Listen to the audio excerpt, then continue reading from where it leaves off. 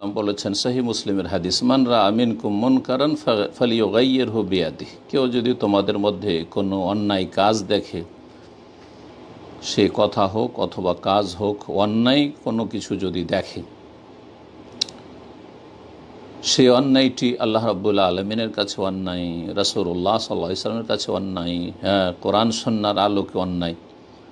সেটা অন্যায় ফরজ অজেব পরিত্যাগ করার অন্যায় হোক, আর সেটা হারাম নাজায়েজ কাজে লিপ্ত হওয়ার অন্যায় হোক, সেটা আকীদার বিষয়ে হোক, আখলাকের ক্ষেত্রে হোক, ইবাদত বন্দেগীর ক্ষেত্রে হোক, চলাফেরার ক্ষেত্রে হোক, যে কোনো বিষয়ে হোক, কেউ যদি তোমাদের মধ্যেকার অন্যায় কথা কাজ দেখে, ফালিয়ুগাইয়িরহু বিয়াদিহি, সেটা যেন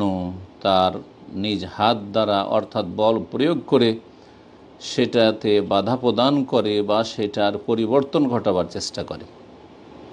এই কাজটি মূলত শাসকদের, যাদেরকে আল্লাহ রাব্বুল আলামিন বল প্রয়োগের ক্ষমতা দিয়েছেন, এবং প্রতিটি পরিবারের অভিভাবকের, যাকে আল্লাহ রাব্বুল আলামিন বাড়ির নেতৃত্ব দান করেছেন, যেখানে যে নেতৃত্বে রয়েছে যে কোনো স্তরে তাদের দায়িত্ব সেটি। তারপরে অন্যদের ক্ষেত্রে, জনগণের ক্ষেত্রে,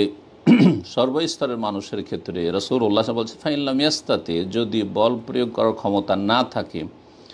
ফাবিলিসানিহি, তাহলে কথার দ্বারা অন্যায়ের প্রতিবাদ করবে, অন্যায়কে দূর করার চেষ্টা করবে।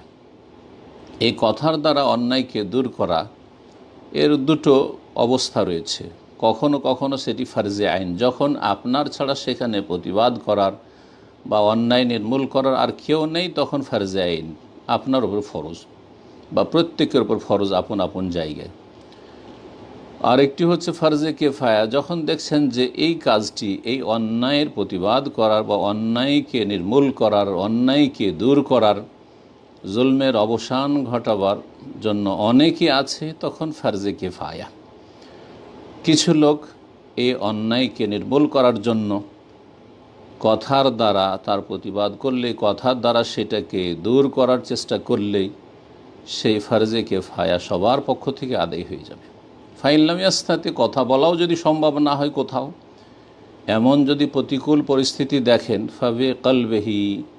অন্তর থেকে ঘৃণা করে প্রতিবাদ জানাবে এবং তার সাথে সম্পর্ক ছিন্নতা প্রকাশ করবে। কারণ আল্লাহ অন্তর্যামী, আল্লাহ অন্তর দেখছেন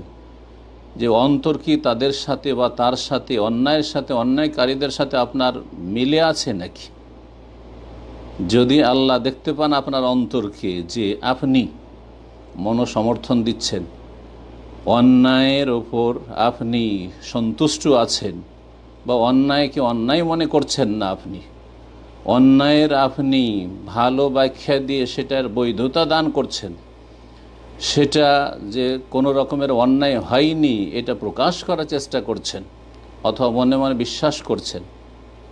তাহলে অন্তর থেকে আপনি প্রতিবাদ করলেন না, অন্তর থেকে অন্যায়কে নির্মূল করার চেষ্টা করলেন না, সম্পর্ক ছেদের চেষ্টা করলেন না, সুতরাং সর্বনিম্ন ঈমানটাও আপনার নেই। ওয়াযালিকা আযাফুল ঈমান। আল্লাহ রাব্বুল আলামিন যেন সর্বস্তরের মানুষকে রাসূলুল্লাহ সাল্লাল্লাহু আলাইহি সাল্লামের এই হাদিস, যে যেখানে আছেন, যারা ক্ষমতায় আছেন,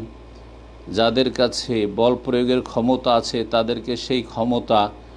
ভালো কাজে লাগাবার তৌফিক দান করেন। যাদের কথা বলার ক্ষমতা আছে, তাদের কথার মাধ্যমে, লিখনের মাধ্যমে অন্যায়ের প্রতিবাদের তৌফিক দান করেন। আর যাদের সেই ক্ষমতাও নেই, কমপক্ষে অন্তর থেকে ঘৃণা করে এবং পাপ আর পাপীদের সাথে, জালেম আর জুলমের সাথে সম্পর্ক ছিন্ন করে, অন্তরের সম্পর্ক ছিন্ন করে আল্লাহ রাব্বুল আলামিন যেন ঈমান রক্ষা করার তৌফিক দান করেন।